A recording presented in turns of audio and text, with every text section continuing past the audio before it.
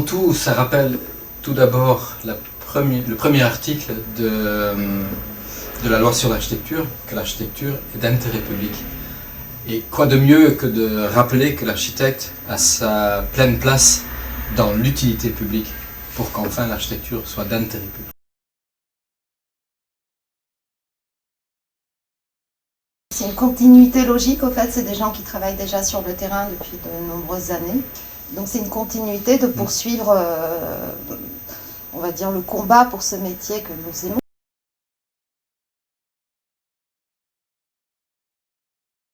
Bien évidemment, les missions ne sont pas les mêmes, là, même pas pour nous, c'est un débat. C'est simplement de se dire qu'on n'est pas de trop que d'essayer de travailler ensemble. Qu'est-ce qu'on peut apporter? Tout bêtement, non seulement une expérience dans les instances, que ce soit au niveau régional que national. Et je pense qu'il est vraiment important d'appuyer sur les deux leviers à la fois. Et je crois vraiment qu'il y a eu un déficit de ce niveau-là. Et je pense que si on est pleinement engagé dans cette campagne, c'est entre autres pour ça.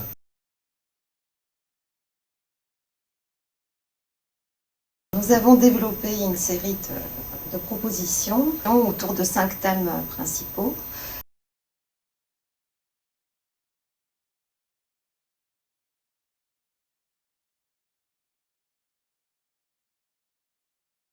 Premier thème sur la culture architecturale qui doit être transmise non seulement aux enfants, dans les cadres scolaires, mais aussi aux adultes. Et ce qui est certain, comme disait Sylvia, il y a le premier âge, il faut impérativement qu'on y travaille, mais vraiment d'arrache-pied. Et secondo, se positionne sur ce fameux article numéro 1 d'intérêt public, c'est que le public comprenne l'intérêt qu'elle a d'opter pour l'architecture, donc la faire connaître. Et sur la défense de la rémunération, qui se traduit à travers plusieurs thématiques. D'une part, rétablir une bonne répartition des honoraires lorsqu'on est en groupement avec des ingénieurs lors de commandes publiques. Il y a aussi la répartition par mission, c'est-à-dire qu'une esquisse, c'est pas du tout un travail facile. Une esquisse concentre notre savoir-faire, c'est des années d'expérience, c'est des années d'apprentissage, et qu'une esquisse ne peut pas être bradée, qu'elle vaut un certain prix. Je crois qu'avant tout, c'est remettre le balancier sur la rémunération dans la globalité des marchés qui sont présentés à nous. Et une fois de plus, aussi bien auprès du particulier, auprès du privé, donc le promoteur, etc., qu'auprès du marché public.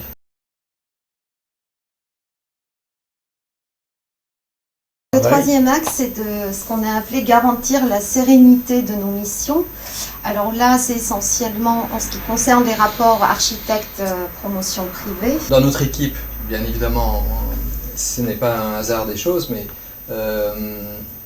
Lorenzo Roccaro est architecte, mais à la fois aussi juriste, et qui a travaillé énormément sur les marchés privés, et notamment sur ces fameuses clauses totalement abusives qui sont, on va dire,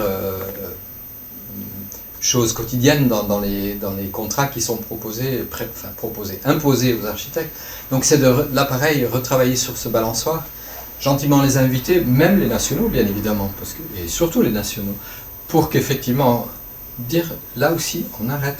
Et puis essayer d'avoir des courroies de transmission aussi dans les autres dans les autres ordres, dans les autres régions, pardon.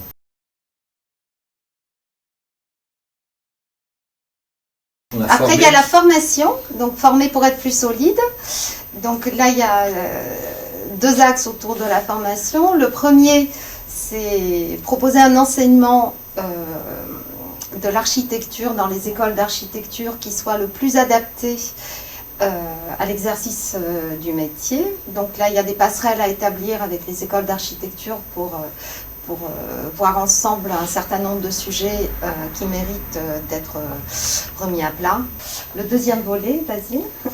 C'est dans la formation continue, et là aussi toute la part entre on va dire, l'import que peut avoir un syndicat et ce à quoi l'ordre peut prêter son concours, c'est de bien davantage travailler sur l'offre de de formation et d'être davantage auprès de nos confrères et de nos consoeurs dans leur recherche.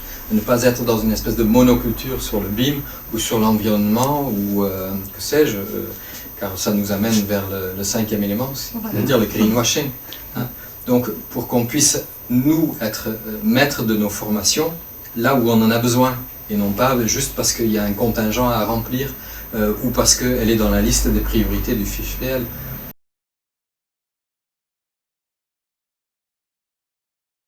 Le cinquième point, c'est tout le marketing qui se fait autour des labels environnementaux avec des normes à atteindre ou des objectifs qui sont purement, quantitatifs et qui ne vont pas souvent avec la qualité architecturale. C'est pas parce qu'un bâtiment sera BDM qu'il sera bien maîtrisé. Donc il faut faire plus confiance aux architectes.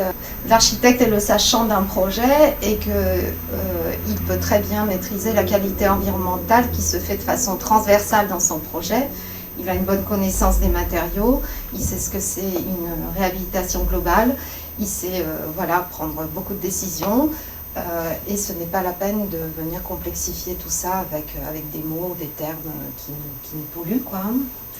Et qui surtout, une fois de plus, sont aussi une occasion à morceler encore davantage nos missions. Ce dont on s'aperçoit dans les campagnes, où on s'adresse à des gens qu'on ne connaît surtout pas, ô combien des architectes sont isolés. Et cet isolement peut être choisi, mais peut être subi. Et c'est inviter nos consoeurs, nos confrères, à revenir à leur ordre, pour peut-être exiger, mais pour ne serait-ce que déjà être moins seul, de partager et d'être davantage dans une relation où on peut prendre appui sur ses confrères et non pas les regarder comme des éternels concurrents.